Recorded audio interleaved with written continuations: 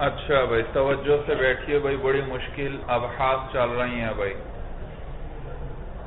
مفعول بہی کی بحث چل رہی ہے۔ مفعول بہی کے بارے میں صاحب کافیہ نے آپ کو بتلایا، کبھی اس کو حذف کیا جاتا ہے اور یہ حذف دو قسم پر ہے، کبھی جوازن حذف ہوگا، اس کے عامل کو حذف کرنا کبھی جوازن ہوگا اور کبھی وجوباً ہوگا مولانا۔ جوازن اس وقت ہوگا جب کوئی قرینہ قائم ہو، اور وجوباً 4 جگہیں ذکر کریں گے بھائی، 4 یہ ذکر کریں گے۔ میں نے بتلایا یہ حصر کے لیے نہیں ہے، اور جگہیں بھی ہیں بھائی، مدہ، ضم، ترحم وغیرہ کی بنا پر اس کے عامل کو کیا کر لیا جاتا ہے؟ حذف کر لیا جاتا ہے۔ تو 4 کا یہ معنی نہیں کہ 4 سے زائد نہیں ہے، ہاں بس 4 جگہیں ذکر کر دیں گے بھائی۔ اور ان 4 میں سے پہلا مقام کون سا تھا بھائی؟ سماعی ہے، موقوف علی السماع ہے۔ دوسرا مقام کون سا تھا بھائی؟ منادا۔ منادا بھی دراصل مفعول بھی ہے۔ یا زیدو دراصل کیا ہے؟ ادعو زیدن، تو ادعو کو حذف کیا، یہ عامل تھا زیدن کے اندر بھائی، یا قائم مقام اس کے کر دی، تو دیکھا زیدن کے مفعول عامل کو ہم نے کیا کر دیا؟ حذف کر دیا۔ اور پھر بتلایا تھا منادا 3-4 قسم پر ہے۔ اگر مفرد معرفہ ہو تو مبنی علی الضم ہوگا، اگر مضاف ہو یا مشابہ مضاف ہو یا نکرہ غیر معینہ ہو تو اس صورت میں کیا ہوگا؟ منصوب ہوگا مولانا جی مورد۔ اس کے بعد اس منادا کے اگر توابع آ جائیں تو پھر ان کا کیا حکم ہے؟ بڑی مشکل بحث شروع کی صاحب کافیہ نے بھائی۔ توابع میں نے بتلائے تھے 5 ہیں مولانا، تاکید ہے، صفت ہے، تاکید ہے، صفت ہے، اور عطف بیان ہے، اور بدل ہے، اور معطوف با حرف ہے۔ تو یہ 5 ہوئے۔ پھر یہ معطوف با حرف مولانا 2 قسم پر ہے۔ ایک وہ ہے جس پر حرف ندا کا داخل کرنا جائز ہے، ایک وہ جس پر حرف ندا کا داخل کرنا جائز بھائی کون سا ہے جس پر حرف ندا کا داخل کرنا جائز نہیں؟ وہ معطوف جس پر کیا داخل ہو؟ الف لام۔ جب اس پر الف لام ہے تو الف لام اعلی تعریف ہے، اور حرف تعریف جو حرف ندا یہ بھی کیا ہوتا ہے؟ اعلی تعریف ہے۔ تو اس پر حرف ندا کا داخل کرنا، معرب باللام پر یا حرف ندا کا داخل کرنا جائز نہیں، کیونکہ اس صورت میں اجتماع لازم آئے گا 2 اعلی تعریفین کا، جو کہ جائز نہیں۔ تو توابع منادا کے مولانا بات ہوئی بھائی۔ تو یہ تو معطوف و حرف 2 قسم پر ہوا، ایک وہ جس پر یا کا داخل کرنا جائز، اور ایک وہ جس پر یا کا داخل کرنا جائز نہیں۔ اب مولانا یہ 6 قسم پر ہو گئے، ان 6 کے بارے میں بتلائیں گے کہ یہ توابع منادا مبنی کے بھائی کون سا مبنی؟ مبنی علی وہ منادا جو مبنی علی الضم تھا، اس کے توابع، وہ توابع جو مفرد ہوں بھائی، یعنی مضاف نہ ہو، یعنی تاکید ہو، وصف ہو، بدل ہو وغیرہ، لیکن یہ ان میں سے کوئی بھی مضاف نہ ہو، اس کا حکم بتلایا تھا یرفع علی لفظہ و ینصب علی محلہ۔ ان پر رفع پڑھنا بھی جائز محل کے پر لفظوں پر حمل کرتے ہوئے، اور نصب پڑھنا بھی جائز محل پر عطف کرتے ہوئے بھائی، محل پر حمل کرتے ہوئے۔ اب لفظوں پر حمل کرتے ہوئے تو جیسے مولانا یا زید العاقل، یا زید و یا زید العاقل دونوں طرح پڑھنا جائز۔ اسی طرح آپ یہ تو کس کی مثال تھی؟ وصف کی۔ یا طلاب اجمعون، یا طلاب اجمعین، یہ کس کی مثال ہے؟ تاکید کی مثال ہے۔ اور عطف بیان کی کیا مثال بنائی تھی ہم نے؟ یا غلام بشرن، یا غلام بشرن۔ اور معطوف ایسے حرف، معطوف بحرف جس پر یا کا داخل کرنا ممتنع ہو، اس کی کیا مثال بنائی تھی؟ یا زید والحارس والحارسہ، یہ سمجھ میں آیا بھائی؟ والحارسہ جی، اس پر رفعت پڑھا جائے گا۔ رفع کیوں پڑھا جائے گا بھائی؟ لفظوں پر حمل کرتے ہوئے، یا زید زید کیا ہے؟ اس کے ضمے کو ہم نے اعراب کے درجے میں اتار لیا. کیوں اعراب کے درجے میں اتارا؟ اس لیے کہ یہ ضمہ عارضی ہے، مستقل نہیں. کس کی وجہ سے آیا ہے؟ زید مبنی علی الضم تو ہے، مبنی ہے اور علی الضم ہے، لیکن یہ ضمہ کس کی طرح ہے؟ رفع کی طرح ہے. کس کی طرح ہے؟ کیونکہ زید پر یہ جو ضمہ، یہ جو بنا آئی ہے، یہ عارضی ہے، مستقل نہیں، یہ عامل کی وجہ سے بنا آئی. تو عامل کی وجہ سے یہ ضمہ آیا، تو یہ ضمہ کس کی طرح ہوا؟ رفع کی طرح ہوا. رفع بھی کس کی وجہ سے آیا کرتا ہے؟ عامل کی وجہ سے آیا کرتا ہے. تو لہٰذا اب یہ ضمے کو ہم نے رفع کے درجے میں اتار کر اس کے تابع پر بھی کیا پڑھ دیا؟ رفع پڑھ دیا. کیا پڑھ دیا؟ یا زید العاقل. اور نصب جو ہے، نصب ہم نے کیوں پڑھا؟ محل پر حمل کرتے ہوئے، کیونکہ یہ دراصل یا زید، یہ زید کیا ہے؟ مفعول بھی ہے، تو محل کے اعتبار سے کیا ہے؟ منصوب ہے. اور مبنی پر جب مبنی کے پر کیا کیا جائے؟ مبنی کا جو تابع ہوتا ہے وہ اس کے محل کے تابع ہوتا ہے، لفظوں کے تابع. تو محل کے اعتبار سے نصب پڑھنا جائز اور لفظوں کے اعتبار سے رفع پڑھنا. یہ بات سب کو سمجھ میں آ گئی جی. والخلیل فی المعطوف یختار الرفع وابو عمرو النصب. امام خلیل ابن احمد رحمہ اللہ تعالی رحمتا واسعہ ان کا ذکر آیا بھائی. یہ مولانا امام سیبویہ کے بھی استاد ہیں بھائی. امام سیبویہ کے بھی استاد ہیں، بہت بڑے نحوی اور علوم عربیت کے ماہر گزرے ہیں بھائی. علوم عربیت کے ماہر گزرے ہیں بھائی. بڑے متقی اور نیک انسان تھے بھائی. اور یہ علم عروض کو ایجاد کرنے والے ہیں. یہ شاعری میں اوزان ہوتے ہیں باقاعدہ اشعار کے بھائی. اور ایک علم ہے باقاعدہ جو آپ انشاءاللہ اگلے درجات میں پڑھیں گے بھائی.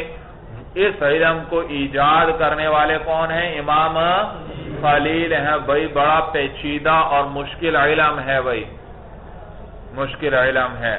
تو اوزان بنائے، دنیا کا جو شعر بھی پکڑ لو وہ ان کے بتلائے ہوئے اشعار کے وزن پر ٹھیک بیٹھتا ہے. یوں لگتا ہے وزن پہلے بنائے گئے، شعر بعد میں لکھے گئے، لیکن یہ ذوق تھا عربوں کا. ایسے اشعار، ایسے بھائی وزن والے شعر کہے، ایسے زبردست سمجھ میں آیا. تو شعر میں ایک ترنم ہوتا ہے، خاص قسم کے اوزان ہوتے ہیں آواز کے اتار چڑھاؤ کے ساتھ، کہ سننے والا سنتے ہی کہہ دیتا ہے یہ شعر ہے، جس کو ذوق ہوگا. اور کوئی ویسے کلام ہو تو سنتے ہی فوراً کہہ دے گا یہ شعر. اگرچہ آپ اس کو شعر کی شکل بھی دے دیں، لیکن سنتے والا ہی سنتے ہی کہہ دیتا ہے نہیں بھئی یہ تو وزن صحیح نہیں لگ رہا. سمجھ میں آئے؟ اس میں روانگی صحیح نہیں ہے. تو یہ امام خلیل امام سیبویہ کے استاد ہیں. آگے ابو عامر کا ذکر آ رہا ہے مولانا. یہ ابو عامر ابن العلا جو ہیں، یہ قراء سبعہ میں سے ہیں مولانا. آپ نے 7 قراتیں سنا ہوگا، 7 قراتوں کے بارے میں بھائی. تو سمجھ میں آیا؟ تو یہ ان ایک قراء سبعہ میں سے ہیں. اور یہ مولانا امام خلیل سے بھی پہلے گزرے ہیں. امام خلیل کی وفات ہوئی ہے 175 ہجری میں، اور ان کی وفات تقریباً غالباً 154 ہجری میں ان کی وفات ہوئی ہے بھائی. اور یہ بھی بہت بڑے لغت کے اور عربیت اور ادب کے بہت بڑے ماہر گزرے ہیں بھائی، گزرے ہیں. اور آگے امام ابو العباس المبرد کا تذکرہ آ رہا ہے بھائی. امام مبرد بھائی تو امام مبرد یہ بھی مولانا ان کی وفات تقریباً 250 ہجری میں ہوئی ہے بھائی. یہ ان کے بعد آئے ہیں بھائی. تو یہ سارے ائمہ نحو و لغت ہیں مولانا، اور بڑے متقی اور اولیاء اللہ لوگ گزرے ہیں بھائی. تو امام خلیل فرماتے ہیں والخلیل فی المعطوف یختار الرفع، امام خلیل معطوف کے اندر رفع کو پسند فرماتے ہیں، وابو عمرو النصب، اور امام ابو عمرو کس کو پسند فرماتے ہیں؟ نصب پسند فرماتے ہیں۔ دیکھو بات کیا ہوئی بھئی، توابع کی بات ہو رہی ہے، وہ توابع جو مفرد ہو، مضاف نہ ہو، کیونکہ ان کا حکم آگے آنے والا ہے۔ وہ توابع ان میں سے ایک معطوف بحرف بھی تھا، کیا تھا؟ اور کون سا معطوف بحرف جس پر یا کا داخل کرنا جائز نہیں؟ جیسے یا زید والحارث والحارثہ دونوں پڑھنا جائز، لیکن امام خلیل ابن احمد فرماتے ہیں یہاں رفع پڑھنا پسندیدہ ہے۔ جائز تو دونوں ہیں، والحارث والحارثہ دونوں پڑھنا جائز، لیکن زیادہ پسندیدہ کیا ہے؟ والحارث پڑھا جائے، زیادہ بہتر ہے بھائی، سمجھ میں آیا؟ تو کیا کہیں گے؟ یا زید والحارث، ہاں والحارثہ کہنا بھی جائز ہے۔ جبکہ قاری ابو عمرو فرماتے ہیں کہ یہاں پر نصب پڑھنا زیادہ بہتر ہے بھائی، وہ زیادہ پسند ہے ان کو۔ کیا کہنا چاہیے؟ یا زید والحارثہ، جائز تو دونوں ہیں لیکن ان کے نزدیک یہ پسندیدہ ہے۔ وجہ اس کی کیا ہے؟ امام خلیل ابن احمد کی دلیل یہ ہے کہ بھئی دیکھو یہ جو معطوف ہوتا ہے یہ مستقل منادہ ہوتا ہے، مستقل یعنی کہ گویا اس پر حرف ندا مستقلاً داخل ہو رہا ہو بھئی۔ یہ کس کی طرح ہے؟ جیسے آپ کہتے ہیں یا زیدو، ایک عام مثال بناؤ دوسری بھئی، بغیر وہ معطوف ہو لیکن جس پر یا کا داخل ہو، الف لام کا داخل، الف لام نہ ہو، یا کا داخل کرنا جائز ہو۔ یا زید وعمر، یا زید وعمر، تو دیکھو یا زید پر عطف کس کا ہو رہا ہے؟ عمر کا، اور عمر کیا ہے؟ معطوف، اور معطوف کس کے حکم میں ہوتا ہے؟ مستقل منادہ ہے، گویا اس پر علیحدہ کیا داخل ہو رہا ہے؟ حرف ندا، تو حرف ندا عمر پہ داخل ہوتا تو کیسے پڑھتے؟ یا عمرو، کیا پڑھتے؟ لہذا اب بھی اسی طرح پڑھیں گے، یا زید و عمرو، عمر کو پر یا داخل ہوتا وہ مبنی علی الضم ہوتا، تو اب معطوف جب بنایا پھر بھی کیا رہے گا؟ یہ مبنی علی الضم، کیونکہ یہ اسی طرح ہے، گویا کہ یہ مستقل منادہ ہے، اور جب یہ مستقل منادہ ہوتا تو یہ کیا ہوتا؟ مبنی علی الضم ہوتا۔ تو کیا بات ہوئی بھئی کہ معطوف بحرف جو ہوتا ہے کس کے حکم میں ہوتا ہے؟ مستقل منادہ کے حکم میں ہوتا ہے۔ یہ بات سمجھ میں آ گئی؟ اب وہ فرماتے ہیں کہ یہ جو مثال ہے یعنی معطوف بحرف اور ایسا معطوف جس پر یا کا داخل کرنا جائز نہیں، تو یہ معطوف ہے، اور جیسے یا زید والحارث، تو یہ معطوف مستقل منادہ کے حکم میں ہے، لیکن اس پر تو یا داخل ہو نہیں سکتی، کیونکہ اس پر کیا داخل ہو چکا ہے؟ الف لام آیا ہے اس پر، اور جب الف لام آیا تو اب یا داخل نہیں ہو سکتی۔ سمجھ میں آیا؟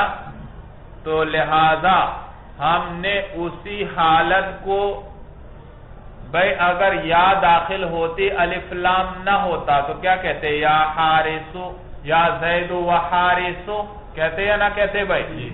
تو ہم اس کو مبنی علی الضم بناتے، کیا بناتے؟ مبنی علی الضم بناتے، لیکن مبنی علی الضم تو یہاں ہم بنا نہیں سکتے اس کو، کیونکہ اس پر الف لام آ چکا ہے۔ سمجھ میں آیا؟ تو اب اسی حالت کو ہم اسی کے مطابق اعراب دے دیا، اور ضمے کے مطابق اعراب کون سا ہے؟ رفع ہے۔ کیا ہے؟ رفع ہے۔ ضمہ مبنی میں ہے تو معرب میں اس جیسی حرکت کیا کہلاتی ہے؟ رفع کہلاتی ہے۔ بات سمجھ میں آئی کہ بھئی دیکھو یہ ہے معطوف، اور معطوف کس کے حکم میں ہوتا ہے؟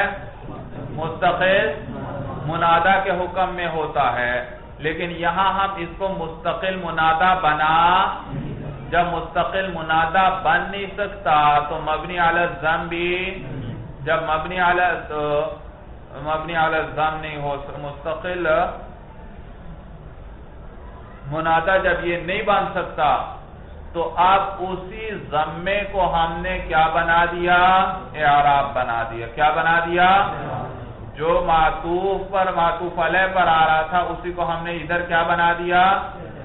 اس جیسے اعراب دے دیا. ضمہ تو نہ آ سکا لیکن اس جیسا ہم نے اعراب دے دیا تو رفع آ گیا. تو لہذا اس وجہ سے رفع پڑھنا پسندیدہ ہے بھائی. سمجھ میں آیا؟ کیونکہ معطوف بحرف مستقل منادا ہوتا ہے اور لیکن یہاں پر تو اس پر حرف ندا داخل نہیں ہو سکتا تو اسی حرکت کو ہم نے کیا بنا دیا؟ اعراب بنا دیا. کیا بنا دیا؟ اعراب بنا دیا.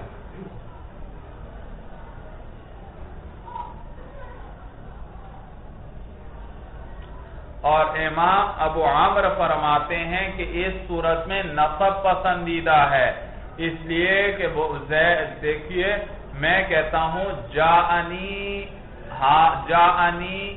ہؤلاء آئے میرے پاس یہ لوگ اور اس پر میں عطف کرتا ہوں یا یوں کہو جاءنی ھذا و زید.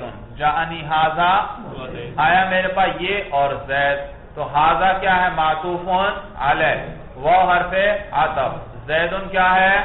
معطوف. بھائی آیا میرے پاس یہ اور زید تو ھذا ہے معطوف علیہ.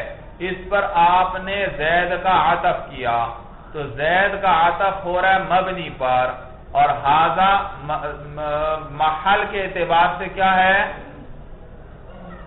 تو مبنی. محل کے اعتبار سے یہ کیا ہے بھائی؟ مرفوع ہے کیونکہ جاء کے لیے کیا بنا ہے؟ فاعل. تو جو مبنی کا تابع ہوتا ہے وہ اس کے محل کے تابع ہوا کرتا ہے. تو اب زید کا عطف کیا تو زید کیا ہوا؟ اس کا تابع. اور تابع کس کے ہوگا؟ دوسری مثال آسان لو. میں کہتا ہوں جاء ہؤلاء و زید. جاء ہؤلاء و زید. زید کا عطف کس پر کر رہا ہوں مولانا؟ ہؤلاء پر. اور ہؤلاء کیا ہے؟ لفظوں کے اعتبار سے دیکھا جائے تو مبنی علی الکسرہ لیکن محل کے اعتبار سے یہ کیا ہے؟ مرفوع ہے کیونکہ جا کے لیے فاعل. اور لہذا جب اس پر زید کا عطف کروں گا تو کیا میں اس کو کسرہ دوں گا یا لفظوں پر محمول کروں گا یا محل پہ عطف کی وجہ سے رفع دوں گا بھائی؟ رفع دوں گا بھائی. سمجھ میں آیا؟ تو مبنی کا جو تابع ہوتا ہے وہ اس کے محل پر محمول ہوتا ہے لفظوں پر محمول نہیں ہوتا. تو یہاں پر بھی یا زید والحارث کہنا تھا تو زید ہے مبنی اور مبنی کے محل پر کیا ہوتا ہے؟ جی محل کے تابع ہوتا ہے بھائی. کیا اعراب کون سا آیا کرتا ہے اس پر؟ محل پر جو کے اعتبار سے جو اعراب وہاں آنا چاہیے تھا وہ اس پر آیا کرتا ہے. تو محل کے اعتبار سے زید کیا ہے؟ کیا ہے؟ منصوب ہے. منصوب ہے کیونکہ کیا ہے؟ مفعول بھی ہے. لہذا اس لیے یہاں نصب پسندیدہ ہے. کیا پسندیدہ ہے؟ نصب پسندیدہ ہے. اور ابو العباس ان کان کالحسن فکالخلیل والا فکابی عمر. اور ابو العباس مبرد فرماتے ہیں کہ اگر کالحسن اگر معطوف حسن کی طرح ہو فکالخلیل تو ابو العباس کس کی طرح ہیں؟ امام خلیل کی طرح. اور اگر حسن جیسا معطوف نہ ہو تو ابو العباس کس کی طرح ہیں؟ ابو عامر کی طرح ہے. عبارت سمجھ لو بھائی. امام ابو العباس مبرد فرماتے ہیں دو قسم کے اسماء ہیں. بعض اسماء وہ ہیں جن پر الف بھائی کس کی بات چل رہی ہے؟ معطوف بحرف. اور کون سا معطوف؟ جس پر الف لام داخل ہے. تو آپ وہاں وہ کہتے ہیں اگر یہ الحسن جیسا لفظ ہے تو امام خلیل کی طرح ہے وہ یعنی رفع پڑھنا پسندیدہ ہے. اور اگر الحسن جیسا لفظ نہیں تو وہ کس کی طرح ہے؟ ابو عامر کی طرح یعنی نصب پڑھنا پسندیدہ ہے. دیکھو الحسن سے الف لام ہٹا دو. ہٹانا ممکن ہے یا نہیں بھائی؟ ہٹ سکتا ہے. تو بعض اسماء وہ ہیں جن سے الف لام کا ہٹانا جائز ہوتا ہے، بعض اسماء وہ ہیں جن سے الف لام کا ہٹانا جائز نہیں ہوتا بھائی۔ مثلا میں کہتا ہوں الحسن، اسے الف لام ہٹا بھی دو کوئی فرق نہیں پڑے گا، جائز ہے مولانا۔ اور میں کہتا ہوں النجم، النجم یاد رکھو یہ ثریا کو کہتے ہیں، صرف نجم لفظ ہو تو اس کا معنی ہے ستارہ، کوئی بھی ستارہ ہو آپ کہہ سکتے ہیں ھذا نجم، لیکن جب اس پر الف لام داخل ہو جائے اب یہ مولانا یہ ثریا کو کہتے ہیں۔ ثریا 7 ستاروں کا ایک مجموعہ ہے جو آسمان میں دکھائی دیتا ہے اور نہایت باریک ستارے ہیں، عرب ان کے ذریعے بینائی کا امتحان لیتے تھے بھائی، تو عام آدمی کو اس میں 7 ستارے نظر آتے ہیں، تیز نظر والے کو 9 ستارے نظر آتے ہیں مولانا، سمجھ میں آیا؟ 9 ستارے بھائی، تو یہ 9 ستارے، تو اس کا نام النجم رکھ دیا، عربوں نے کیا رکھ دیا؟ النجم رکھ دیا۔ اب الف لام ہٹاؤ گے تو یہ نام رہے گا نہیں، یہ تو عام ستارے کا نام کو کہتے ہیں، تو النجم نام رکھ دیا جب الف لام کے ساتھ آیا اس ثریا مجموعہ جو ہے ستاروں کا۔ تو اب اس سے الف لام کا ہٹانا جائز نہیں، کیونکہ ہٹائیں گے تو پھر تو اس پر دلالت ہی نہیں ہو سکے گی۔ سورج سمجھ میں آئی؟ تو امام خلیل ابو العباس فرماتے ہیں اگر حسن جیسا اسم ہو جس سے الف لام کا ہٹانا جائز ہو تو پھر رفع پڑھنا پسندیدہ، وہ امام خلیل کی طرح ہے۔ امام خلیل نے بھی کیا فرمایا تھا؟ اور اگر الف لام کو ہٹانا ممکن نہ ہو تو پھر کس کی طرح بہتر ہے؟ تو دیکھو 3 مذاہب ہوئے، امام خلیل فرماتے ہیں جو بھی اسم ہو اس پر الف لام آ جائے، اس پر کیا آ جائے؟ الف لام آ جائے تو اس میں ہمیشہ کیا پڑھنا پسندیدہ؟ رفع معطوف ہو۔ اور جو امام ابو عامر قاری ابو عامر کیا فرماتے ہیں کہ جو بھی اسم آ جائے اور کیا ہو؟ اس پر الف لام معطوف ہو اور اس پر الف لام داخل ہو تو ہمیشہ اس میں کیا پسندیدہ؟ نصب پسندیدہ۔ جبکہ امام ابو العباس مبرد فرماتے ہیں کہ نہیں، یہاں تفصیل کرنا پڑے گی، 2 قسم کے اسماء ہیں، اگر وہ اسم ایسا ہو جسے الف لام ہٹانا جائز ہے تو پھر کس کے مطابق کیا پڑھنا بہتر ہے؟ رفع پڑھنا، اور اگر اسے الف لام کا ہٹانا ممکن نہ ہو تو پھر کیا پڑھنا بہتر ہے؟ نصب پڑھنا۔ بات سمجھ میں آئی؟ وہ ابو العباس انکان کل حسنی، اور ابو العباس مبرد اگر معطوف جو ہے کل حسنی وہ کس کی طرح ہو؟ لفظ حسن کی طرح ہو، فکل خلیلی تو وہ کس کی طرح ہیں؟ تو ابو العباس مولانا خلیل کے امام خلیل کی طرح ہیں، یعنی ان کے نزدیک رفع پڑھنا پھر اس صورت میں بہتر۔ وَإِلَّا، اور اگر ایسا نہ ہو فَكَأَبِي عَمْرٍ، ورنہ پھر ابو العباس کس کی طرح ہیں؟ ابو عمر کی طرح ہیں بھائی۔ چلیے مولانا هذا هو المرام، واللہ اعلم بحقیقت الکلام۔